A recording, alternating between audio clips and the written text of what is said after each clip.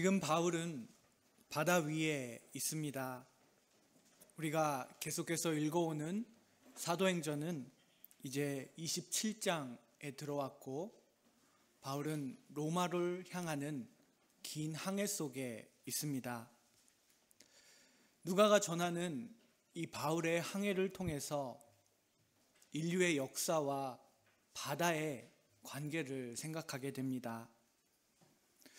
우리가 살아가는 이 21세기에 기술은 대단하고, 최근의 배에는 정교한 최첨단의 장비들이 있을 것입니다.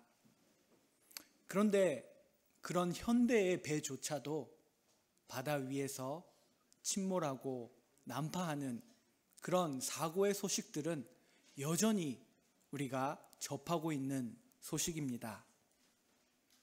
그렇다면 약 2000년 전 이 1세기 고대의 항해는 어땠을까요?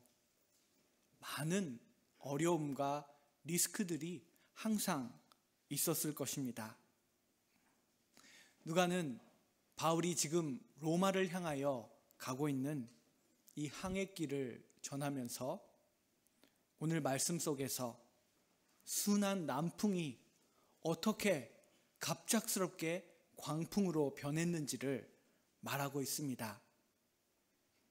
지난 주일에 말씀 이 27장의 첫 부분을 다시 한번 생각해 보면, 그들은 미항이라고 하는 곳에서 멈췄을 때 겨울을 어디서 보낼 것인지를 고민합니다. 이 미항에 머물러서 보낼 것인지, 아니면 베닉스라고 하는 이 그레데 섬의 저쪽 서쪽 끝에 있는 좀 더 큰 항구까지 가서 거기에서 겨울을 보낼 것인지, 그리고 많은 사람들, 배를 지휘하는 선장과 선주, 그리고 그 배에 타고 있는 많은 선원들도 우리가 베닉스까지 가자, 더 편한 곳에서 겨울을 보내자라고 말하며 다시 바다 위에 그들은 배를 띄웠습니다. 오늘 우리가 본문이 길어서 다 읽지는 않았지만 27장의 13절 말씀을 보면 그들이 베닉스로 향하는 그 짧은 그 항해길은 첫 시작이 너무나 좋았습니다. 남풍이 순하게 불었고, 그리고 그 배를 조종하는 사람도, 또 그 배에 타고 있는 모든 사람도 그들이 뜻을 이룬 줄을 알았다.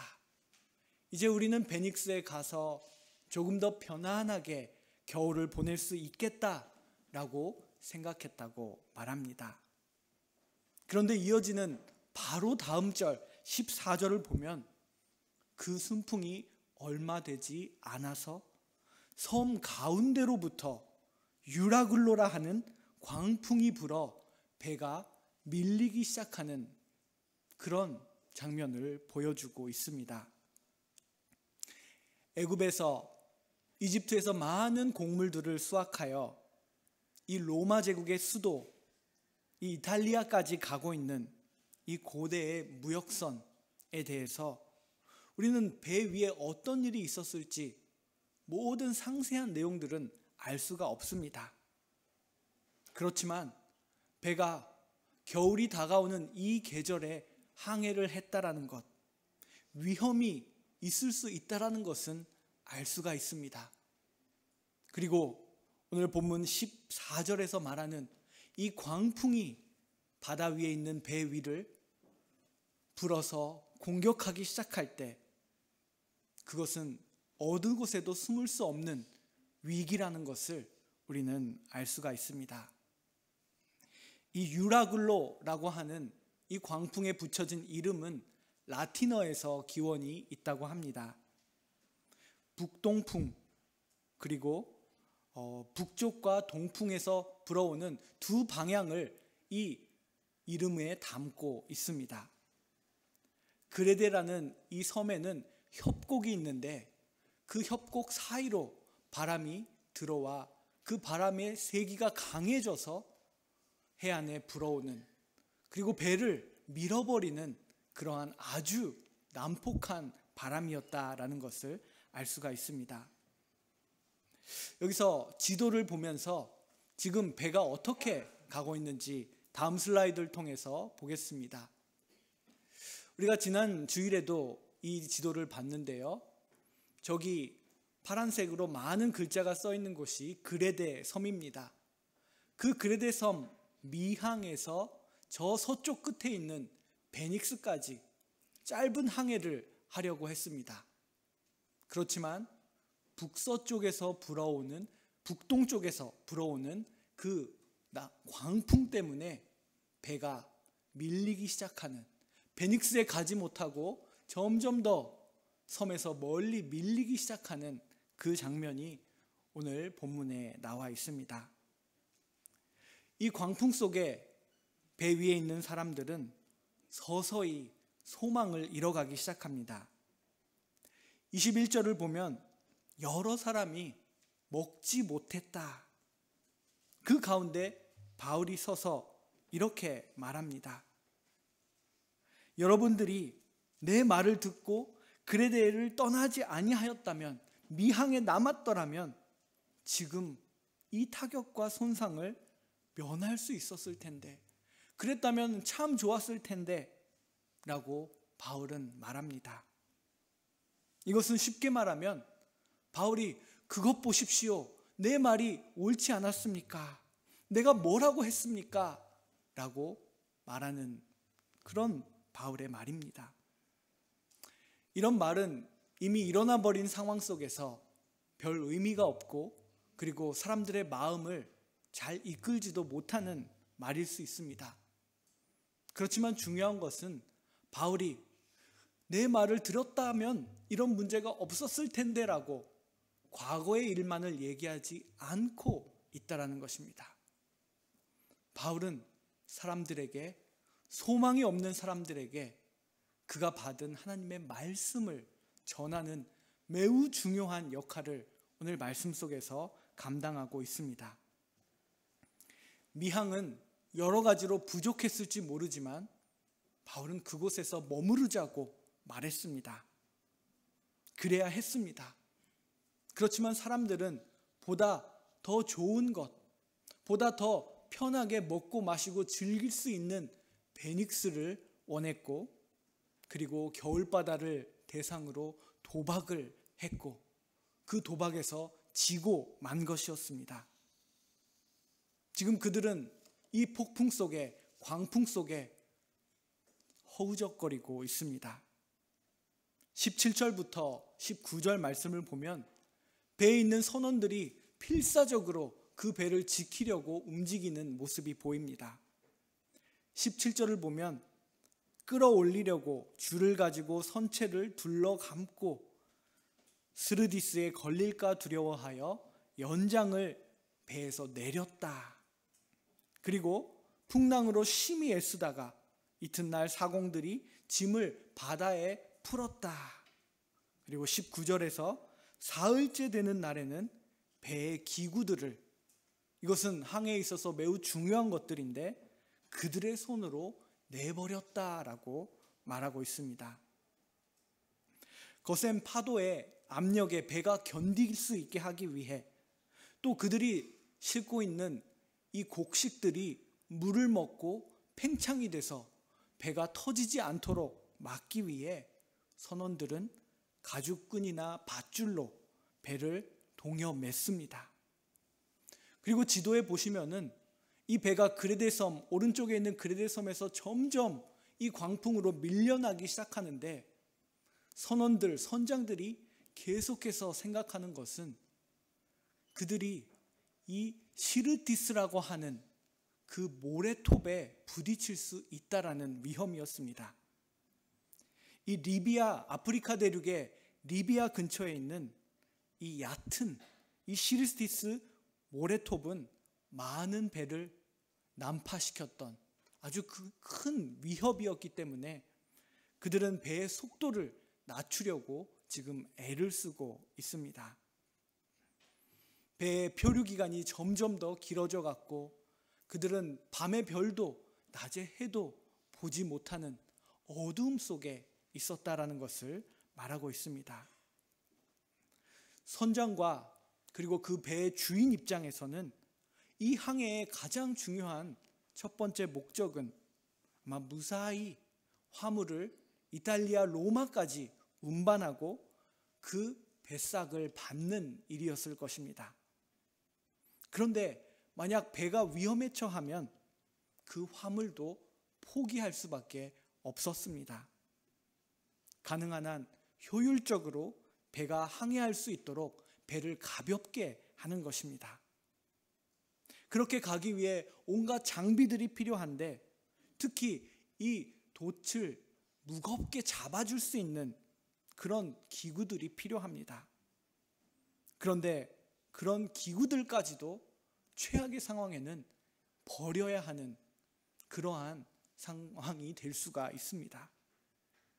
그런 모든 선원들의 지식과 노력이 다 사라지기 시작한 모습을 20절은 구원의 여망마저 없어졌다.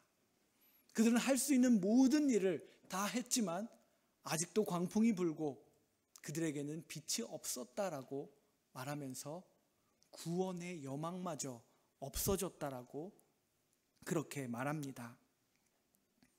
신약과 구약 성경을 잘 알고 있는 독자라면 이 시점에서 이게 어딘가에서 들어본 이야기 같다라고 생각할 것입니다.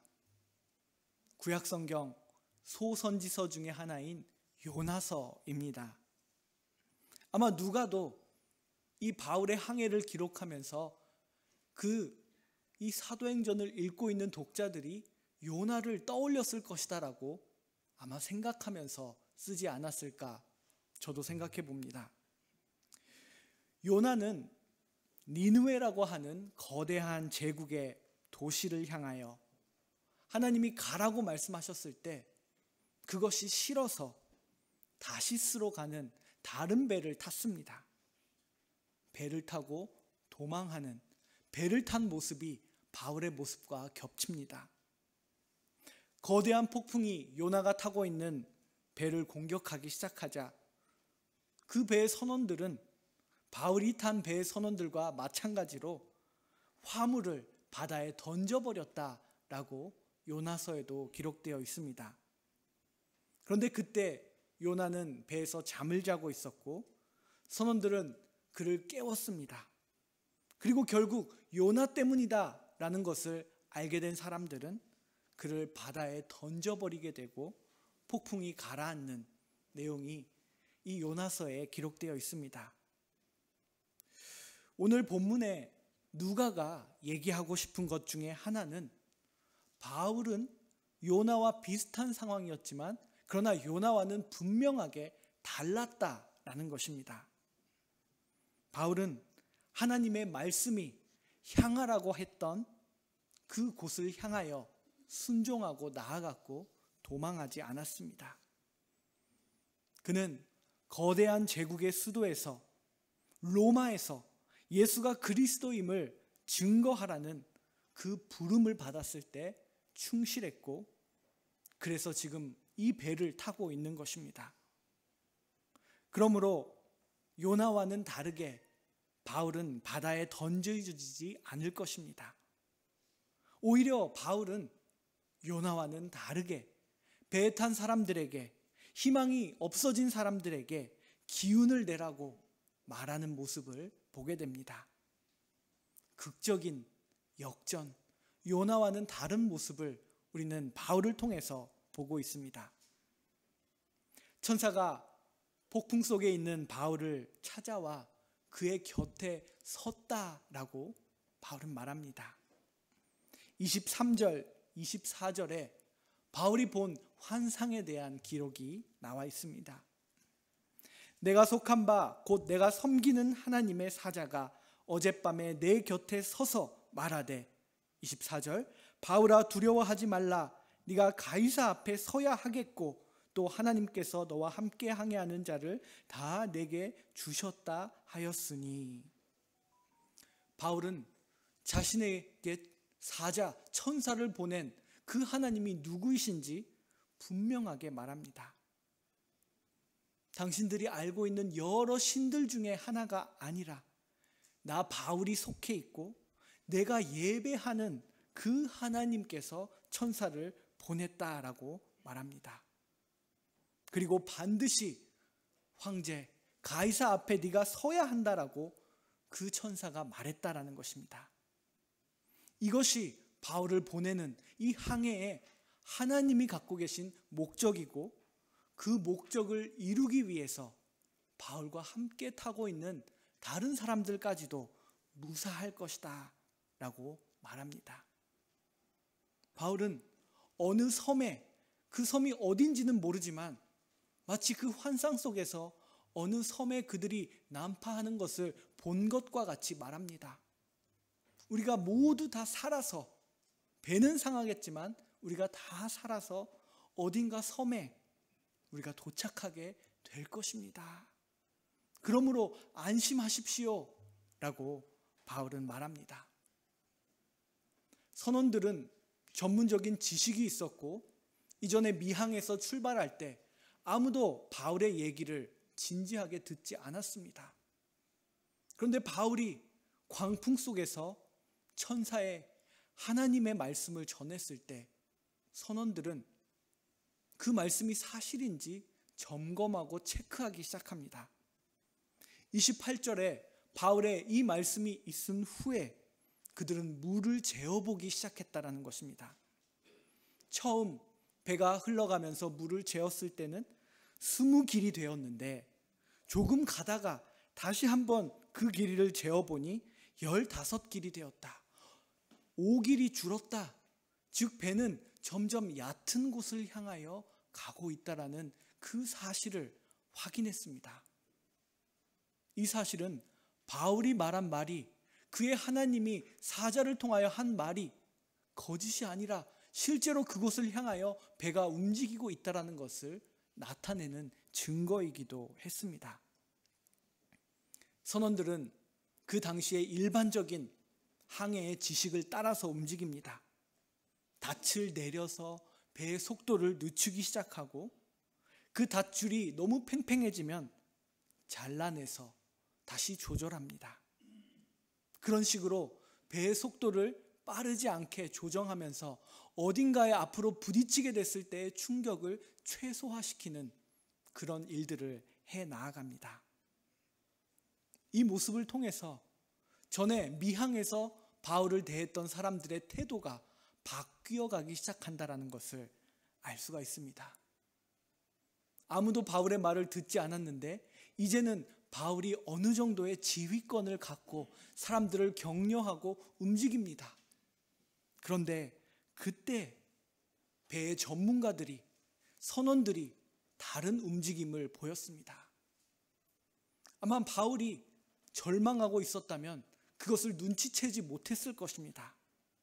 그런데 바울은 그 움직임을 바로 볼 수가 있었고 자신들만 살려고 거룻배를 내려서 도망하려고 했던 선원들을 백부장을 통하여 붙잡으라고 말합니다.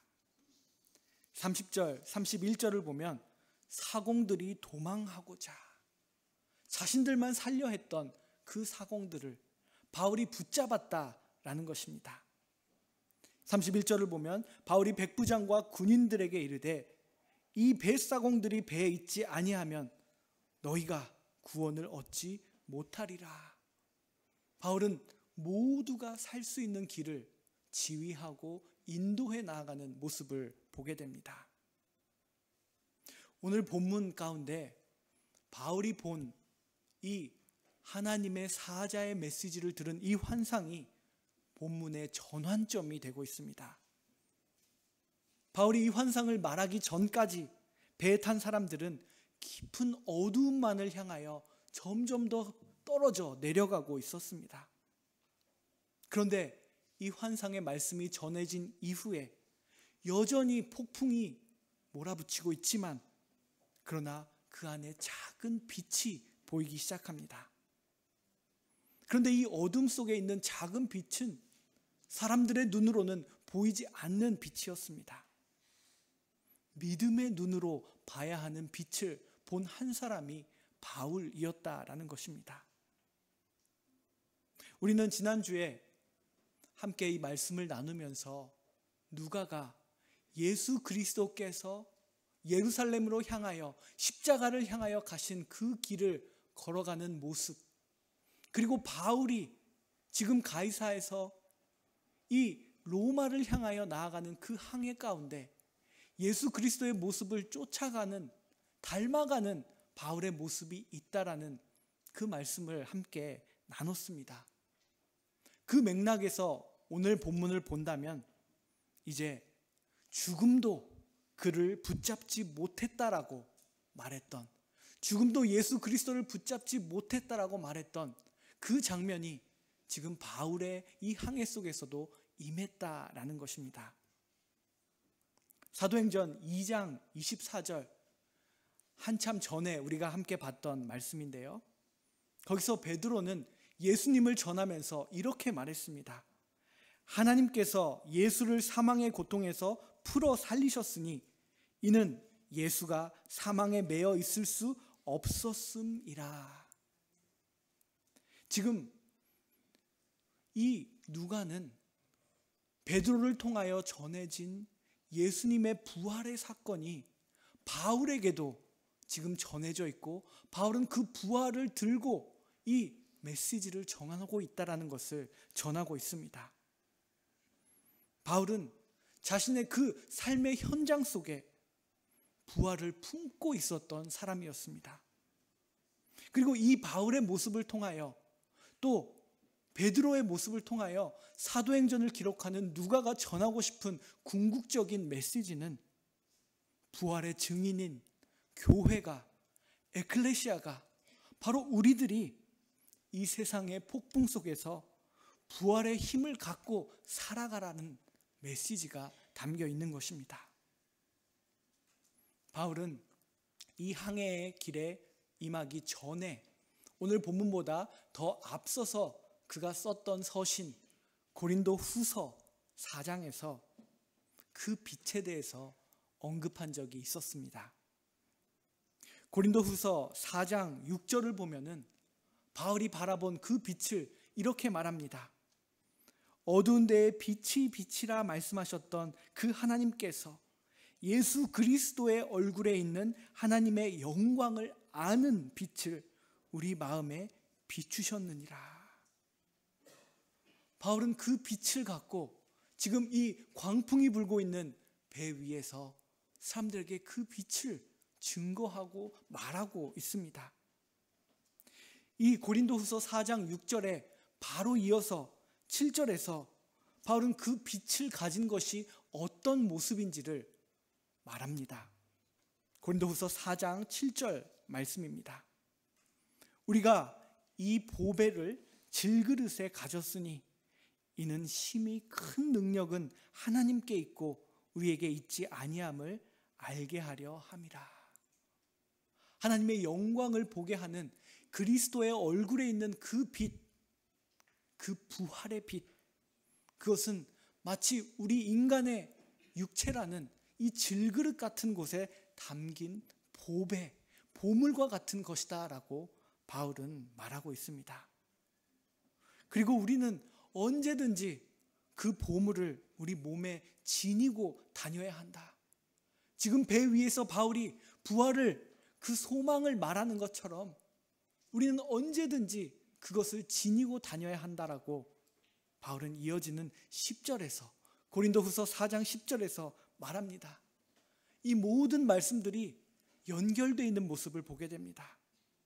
우리가 항상 예수의 죽음을 몸에 짊어짐은 예수의 생명이 또한 우리 몸에 나타나게 하려 함이라. 예수의 죽음을 우리가 몸에 짊어질 때 부활하신 예수의 생명이 우리 몸에서 나타난다. 지금 이 유라글론, 이 폭풍 속에 모든 소망이 사라져 있는 그 삶의 리얼한 현장 가운데 바울은 이렇게 말하고 있는 것입니다. 그런데 사도행전을 지금까지 읽어온 우리는 바울에 대해서 알고 있습니다. 바울이 오늘 본문에서 사람들에게 이 빛과 소망을 말하는 이 모습은 예전에도 일관성 있게 바울이 계속해 왔던 일입니다. 바울은 로마 세계 전역을 돌아다니면서 기회가 있을 때마다 그는 이 메시지를 전했습니다.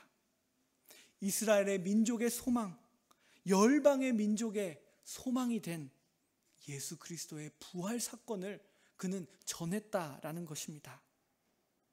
그렇게 살아온 바울이 지금 실제로 맞이한 삶의 폭풍 속에서 다시 한번 그 말씀대로, 자신이 전해온 말씀대로 살아나가는 모습을 보여주고 있습니다. 그것이 바로 바울이 사도로서 살아온 복음적인 삶, 복음을 삶으로 살아내는 모습입니다. 우리가 지난 주일에 함께 나눴던 핵심 중에 하나였습니다. 그렇게 복음적인 삶을 살아가는 사람을 향하여 이 세상의 많은 세력들은 끊임없이 막고 공격해 옵니다. 그 세력은 마치 이 폭풍과 같이 우리들을 쓰러뜨리려고 하고 무너지고 소망이 없다라고 말합니다. 바울은 마치 오늘의 본문의 이 상황을 본 것처럼 과거에 고린도후서 6장에서 마치 예언과 같이 이렇게 말하고 있었습니다. 고린도후서 6장 4절 5절의 말씀입니다. 오직 모든 일에 하나님의 일꾼으로 자천하여 많이 견디는 것과 환난과 궁핍과 고난과 매맞음과 갇힘과 난동과 수고로움과 자지 못함과 먹지 못함 가운데에서도, 바울은 이런 모든 상황을 복음적 삶을 살아가는 자신 하나님의 일꾼으로서 견뎌 나아가는 삶을 살자라고 말했습니다. 그런 바울은 우리들의 정체성이 무엇인지를 이어지는 9절 10절에서 말합니다. 오늘의 설교의 제목이 바로 이 9절 말씀에서 나왔습니다. 우리는 무명한 자 같으나 유명한 자요, 죽은 자 같으나 보라 우리가 살아있고, 징계를 받는 자 같으나 죽음을 당하지 아니하고, 10절 근심하는 자 같으나 항상 기뻐하고, 가난한 자 같으나 많은 사람을 부욕케 하고, 아무것도 없는 자 같으나 모든 것을 가진 자로다. 이것이 바울이 보는, 현실 속에서 믿음의 눈으로 보는 나와 우리들의 정체성이었다라는 것입니다. 이렇게 보고 살아가는 사람들이 하나님의 일꾼으로서 복음적인 삶을 살아가는 삶의 모습, 예수가 보이는 삶이라고 바울은 말합니다. 여러분, 우리는 지금 폭풍 속에서 소망을 잃었습니다. 우리는 죽은 사람같이 보입니다. 그러나 여러분 보십시오. 우리는 살아있습니다. 이것이 바울이 전한, 예수 그리스도의 부활을 품은 바울이 전한 메시지였습니다. 이렇게 사람들은 바울에 의하여 다시 한번 소망을 갖기 시작합니다. 그런데 바울이라고 이 항해 속에서 절망하지 않았겠습니까? 바울도 굶주렸을 것이고 바울도 자지 못했을 것입니다. 그러나 그는 하나님의 일꾼으로 복음을 살아내는 사람으로 인내하고 기도합니다. 바울은 복음서가 전하는 예수님과는 분명히 달랐습니다. 예수님은 폭풍을 꾸짖으시고 잠잠케 하셨지만 바울은 그런 일을 할 수가 없었습니다. 그러나 바울은 함께 하시고 사자를 통하여 말씀하시는 하나님을 바라봅니다. 그리고 그 하나님이 내가 바울 너와 함께 있는 모든 사람들을 구하겠다라고 말씀하신 그 말씀을 믿고 안심하라라고 말했습니다. 우리는 오늘 말씀을 통하여, 바울의 삶을 통하여 깨닫습니다. 믿음만 있으면, 교회만 다니면 모든 일이 다 잘 풀립니다라고 만약 우리가 생각했다면 사도행전은 그것이 아니다라고 말합니다. 사도행전은 우리의 삶 가운데 폭풍이 있다라고 말합니다. 그리고 그 폭풍의 순간마다 예수님께서 말씀하신 십자가를 지는 삶이 무엇인지 진지하게 생각해 보라고 우리들을 촉구하고 있습니다. 오늘의 말씀을 기억하면서 우리의 삶에 있는 폭풍 속에 안심하십시오라고 말하는, 복음을 들고 부활을 바라보는 그 빛을 향하여 손을 뻗을 수 있는 저와 여러분이 되시기를 간절히 소망합니다. 기도합니다. 하나님 아버지, 저희들에게 하나님의 능력의 말씀을 주시니 참으로 감사합니다. 바울이 폭풍 속에 있었던 것처럼 우리의 삶 속에 폭풍이 있습니다. 그때 우리는 어떻게 살아갈 것인가? 우리는 어떤 메시지를 전할 것인가? 오늘 말씀은 우리들에게 묻고 있습니다. 이 말씀에 응답하여 부활의 증인으로서 예수 그리스도의 삶의 그 복음이 우리의 삶에 각인된 사람으로서 살아갈 수 있도록 인도하여 주시옵소서. 예수 그리스도의 이름으로 기도드립니다. 아멘. 찬송가 487장 함께 부르겠습니다.